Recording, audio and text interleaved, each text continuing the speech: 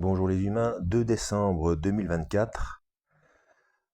Dans la playlist Les athées ont-ils raison, épisode 20. Nous en sommes au point 17. Alors, l'affirmation. Si Dieu est omniscient et connaît l'avenir, l'homme n'est pas libre. En revanche, s'il ne sait pas tout, c'est qu'il n'est pas tout-puissant et donc il n'existe pas. La réponse. Les facultés de Dieu, telles qu'on doit l'imaginer, dépassent l'entendement humain, car s'il existe, il ne nous est pas supérieur de quelques degrés. Il est en fait complètement différent de nous. Il est transcendant. Nous ne pouvons avoir de lui que des idées et des représentations très approximatives. Il en est ainsi pour tout ce qui a trait à son infinité, son éternité, sa toute-puissance, son omniscience. Dans cette perspective, la contradiction entre omniscience et liberté doit plutôt être interprétée comme résultant de la transcendance de Dieu que de son inexistence. Point 18. L'affirmation. Si Dieu est parfait, il se suffit à lui-même. Il n'avait donc aucun besoin de créer le monde. Or le monde existe, donc Dieu n'existe pas. La réponse. Les 3 premiers éléments de l'argumentation sont tout à fait exacts. Dieu est parfait et se suffit à lui-même. Par conséquent, il n'avait nul besoin de créer le monde. Ah, là, ça me fait penser à un truc.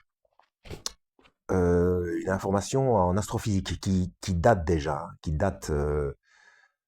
depuis, moi j'étais même adolescent, voire avant.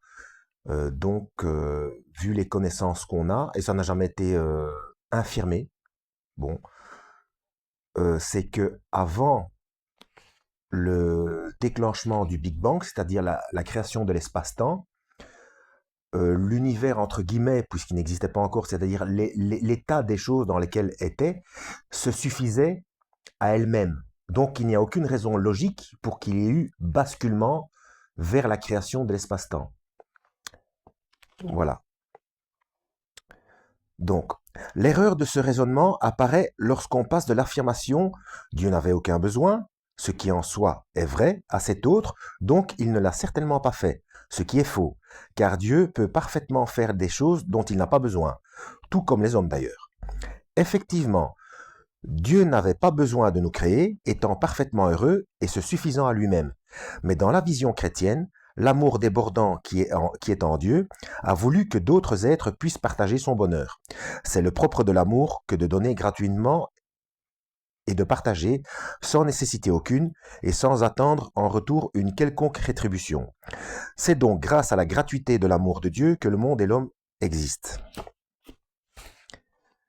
Par conséquent, l'existence du monde n'est pas la preuve d'une imperfection de Dieu, imperfection par laquelle Dieu ne se suffirait pas à lui-même, ce qui serait effectivement incompatible avec sa définition et par conséquent avec son existence. Il s'agit au contraire de la conséquence logique de l'hypothèse de son amour infini. Qu'est-ce que c'est que ces changements de luminosité là? Bizarre. Simplement quand un nuage passe devant le soleil. Ben. Point 19. Affirmation. L'univers se suffit à lui-même, il n'a pas besoin de cause. Réponse.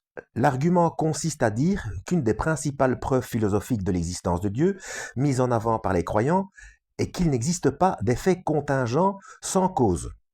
Or, l'univers étant un effet, il aurait besoin d'une cause, et comme on ne peut remonter indéfiniment dans l'ordre des causes, il est nécessaire d'en déduire l'existence d'un être nécessaire, cause première de tout ce qui existe, que l'on appelle Dieu. Mais ce raisonnement serait faux si l'univers se suffisait à lui-même. Par conséquent, il ne serait pas un effet, il serait autonome, autosuffisant et bien sûr éternel, comme une grande chaîne fermée sur elle-même et dans laquelle tous les maillons sans exception sont reliés les uns aux autres. Si l'univers n'était pas un effet, il n'aurait pas besoin d'avoir une cause pour exister. Il en découlerait que Dieu ne serait nullement nécessaire.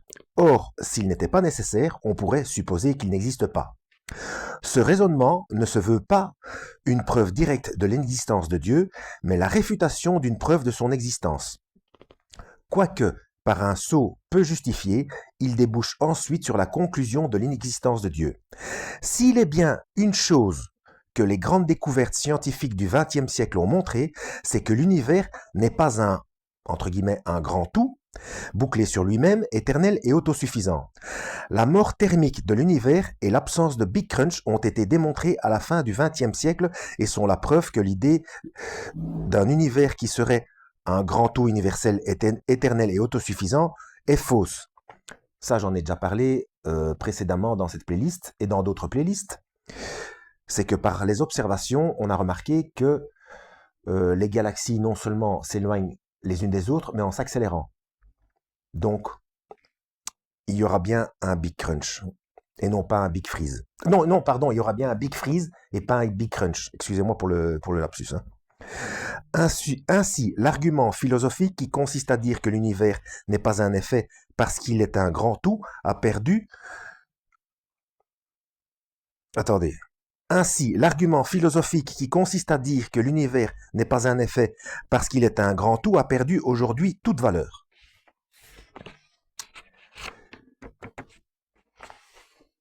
Alors, point 20. Affirmation. L'existence d'un enfer éternel prouve que Dieu n'est pas bon. Or, comme Dieu se doit d'être bon par définition, c'est que lui comme l'enfer n'existe pas. Réponse. Ou formulé autrement, l'enfer est une sanction infinie. Or, l'homme étant à la fois limité, ignorant et en grande partie irresponsable, tout ce qu'il fait, même ce qu'il fait de mal, est limité. Un enfer infini est par conséquent un châtiment disproportionné et injuste. S'il existe, Dieu est nécessairement juste. Et puisque l'enfer apparaît comme un châtiment injuste, c'est que Dieu n'existe pas. Cet argument se base sur le concept judéo-chrétien de l'enfer, et c'est donc dans cette optique que nous y répondrons. L'existence de l'enfer, lieu de souffrance et destinée sans retour, est l'une des réalités les mieux attestées par l'Écriture. Elle est toujours évoquée dans un langage direct et rude. Alors là, quelques citations. Alors il dira à ceux qui sont à sa gauche, allez-vous-en loin de moi, maudits, au feu éternel, préparé pour le démon et ses anges.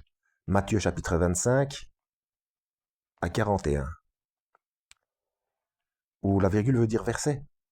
Voilà, c'est toujours compliqué ça, hein, selon les personnes. Moi je mets un petit V, il y en a qui mettent une virgule, il y en a qui mettent point virgule, d'autres deux points.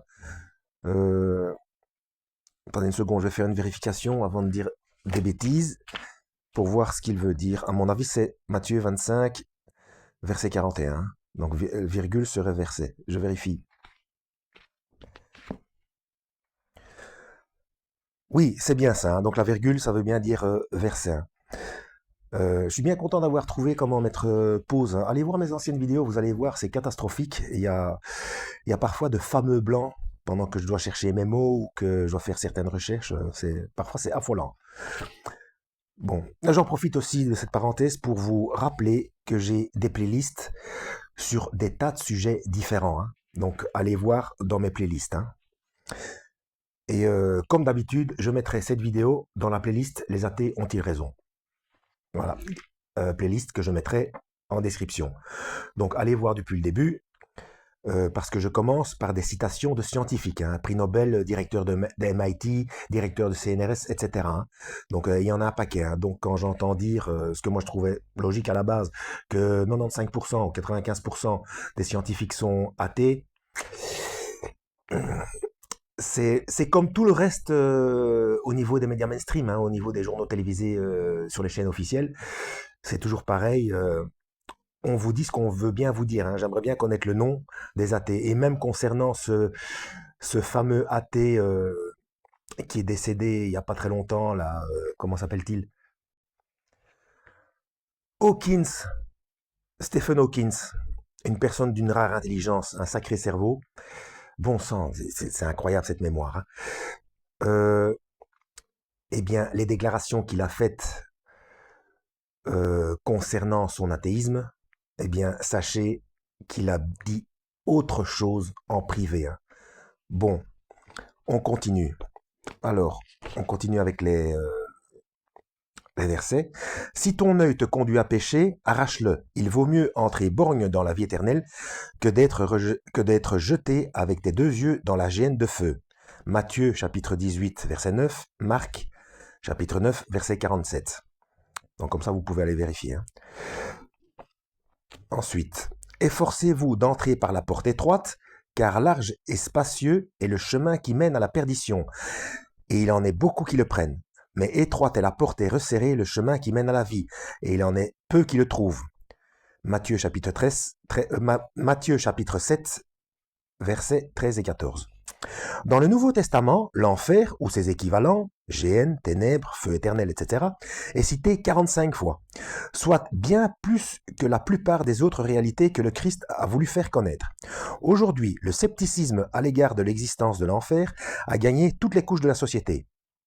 Je dirais même pire.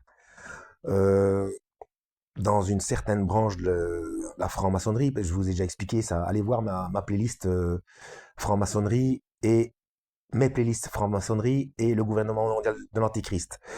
Donc il y a aussi tout un paquet de courants différents aussi là-dedans. Hein. Il y en a qui se rendent même pas compte dans quoi ils sont. Et puis il y a les tout en haut. Vous voyez ce que je veux dire? Ceux qui sont dangereux. Eux, ils croient et ils font croire qu'en fait en enfer on a droit à tous les péchés possibles et imaginables et que c'est la fête constante quoi. Bon. Donc aujourd'hui, le scepticisme à l'égard de l'existence de l'enfer a gagné toutes les couches de la société. Voilà.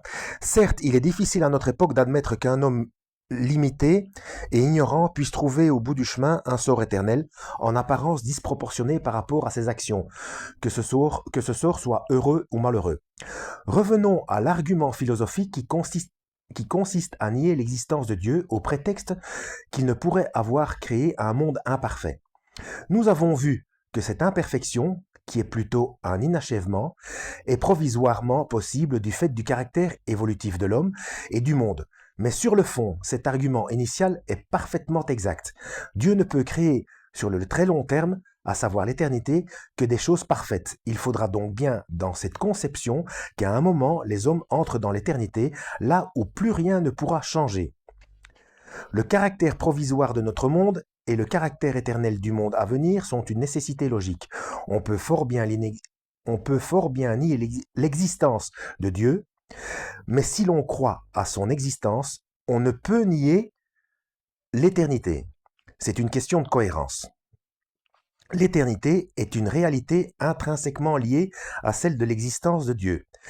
Finalement, l'existence d'un enfer éternel n'est pas la preuve de l'inexistence de Dieu, mais de la liberté et de l'immortalité de l'homme dont la destinée éternelle devra bien être scellée à un moment donné. Bon, concernant l'imperfection du monde, j'avais déjà dit ce que j'en pensais dans un épisode précédent. Eh bien, c'est clair, hein, si vous lisez la Bible, vous verrez très bien que pour un temps, la gérance du monde est donnée à Lucifer. D'où l'imperfection. Voilà. Le Christ lui-même, Yeshua lui-même le dit, que Lucifer est le prince de ce monde, et que son temps à lui, donc à Christ, n'est pas encore venu. Voilà. Donc, c'est aussi simple que ça. Hein. Conclusion. À tous ceux qui souhaitent explorer la question de l'existence de Dieu et asseoir leur choix sur des bases solides, il ne suffisait pas de disposer des preuves existantes de l'existence de Dieu. Il fallait également des réponses aux arguments ou preuves qui sont présentés par ceux qui défendent l'idée de son inexistence. Telle était la raison d'être de ce chapitre. Nous n'avons pas abordé certaines preuves farfelues, comme celle de l'invisibilité de Dieu, qui attesterait de son inexistence. Ainsi, Cabanis, médecin anatomiste du XVIIIe, s'est exclamé « Je n'ai pas trouvé l'âme sous mon scalpel. » Ah oui, je me souviens de ça. De même, Yuri Gagarin, cosmonaute soviétique, parfaitement discipliné, s'est écrié en 1961 dans son vaisseau spatial Vostok 1 « Je ne vois aucun dieu là-haut. » Bah oui, Dieu est esprit. Voilà. Donc ce sera tout pour le 20e épisode. Lisez la Bible. et que Dieu vous guide.